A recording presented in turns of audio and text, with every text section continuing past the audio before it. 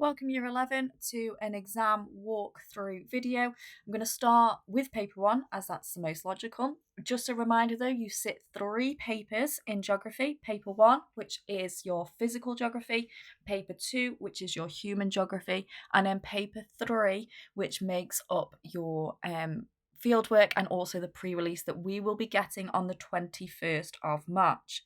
Paper 1, you will be sitting on the 14th of May this year. Last year it was slightly later, 14th of May. Please do remember that. So you'll be familiar with the front of this paper, and what's quite nice about paper 1 is that we answer all sections until we get to the last section, section 5, which you ignore because you have not studied glaciers. Okay, so as we go through, your first section is the challenge of natural hazards, okay, the unit that you are currently studying. And they will always ease you in gently, either with a multiple choice or in this case, a skills question. They have given you a figure.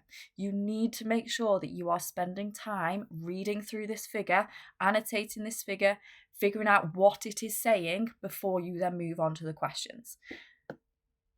And you'll see a nice 2-mark question to begin with, and then it gives us another figure, which again we are going to need to use for 1.2, 1.3. Those first 3 questions can be answered with no geography knowledge whatsoever. You just need to read the figures and find the answers. So really easy marks there. It then will go through, the marks will slightly increase, so you'll see that we've got a 2-mark, we've got another figure leading on to a 4-mark question. And again, we need to make sure that we're bugging these questions because you can see that they are quite wordy. For example, 1.5, international agreements are essential for managing climate change. Do you agree? Explain your answer. Use figure 3 in your own understanding. There's quite a lot for you to break down there, so you must make sure that you are breaking it down so you are answering all components of those questions and you know how to break them down. We've done it numerous times in our geography lessons.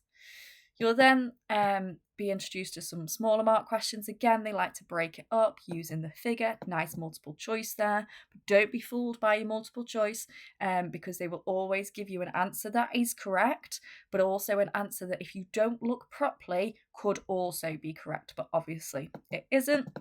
But again, using that figure to answer these questions before we get to our first 6-mark question. Now, for a 6-mark question, you will know that you'll need to write 2 peel paragraphs in order to answer those 6 marks.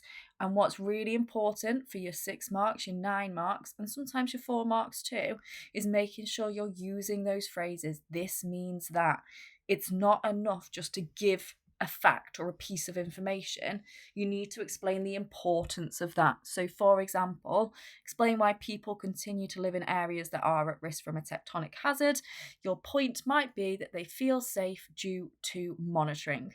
You then need to be able to say what monitoring is taking place, and then why is that actually a reason for them to continue living there. Okay, you've identified that it is a reason, but why is it a reason?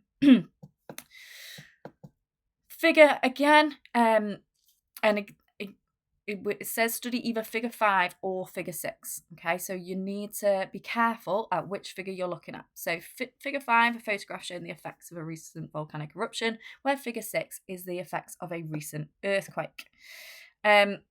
We have studied earthquakes in more detail, so it would make sense for when I answer 1.10, I would focus on figure 6.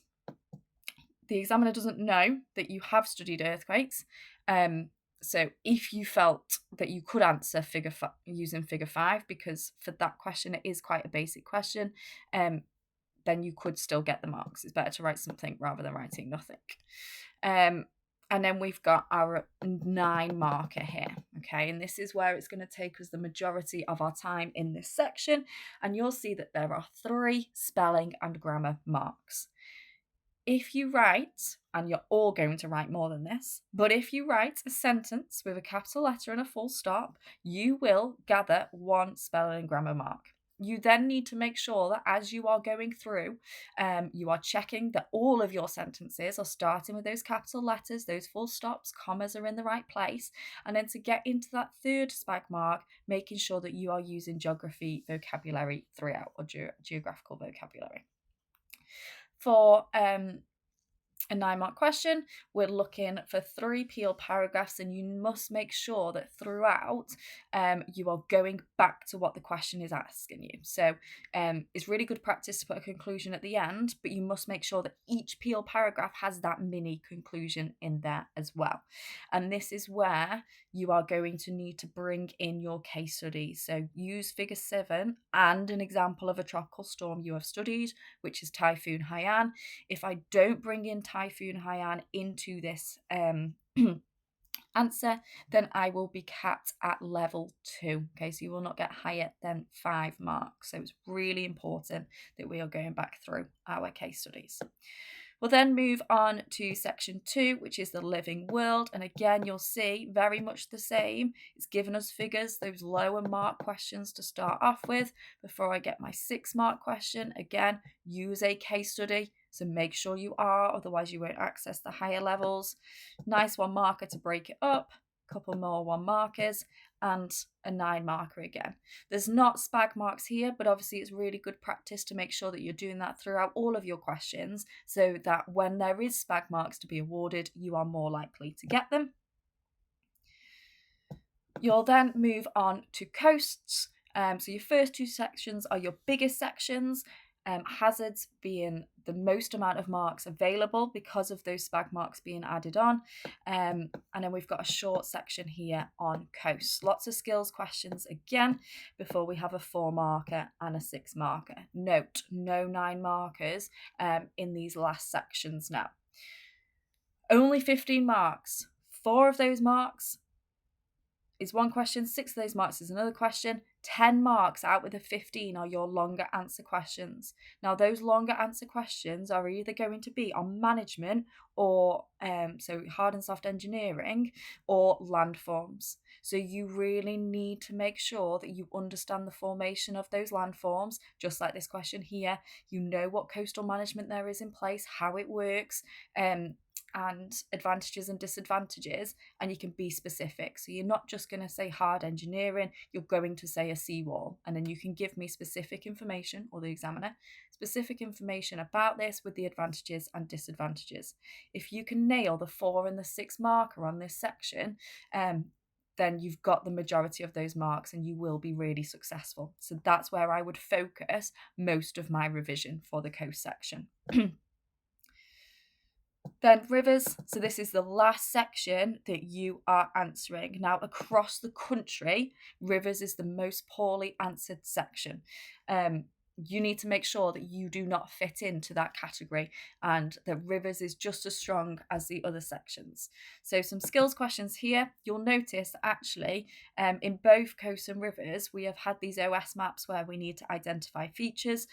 They kind of ask the same questions in coasts and rivers year on year. Then again, we've got our 4-marker. This one is on flooding. Then we've got our 6-marker on landforms, just like our 6-marker for coast was also on landforms. So you can see how they kind of make these topics parallel each year. Again, your 4-marker is on flooding, your 6-marker is on landforms. Those 10 out of 15 marks are always for rivers going to be on landforms, flooding, and management of flooding. So again, your hard and soft engineering.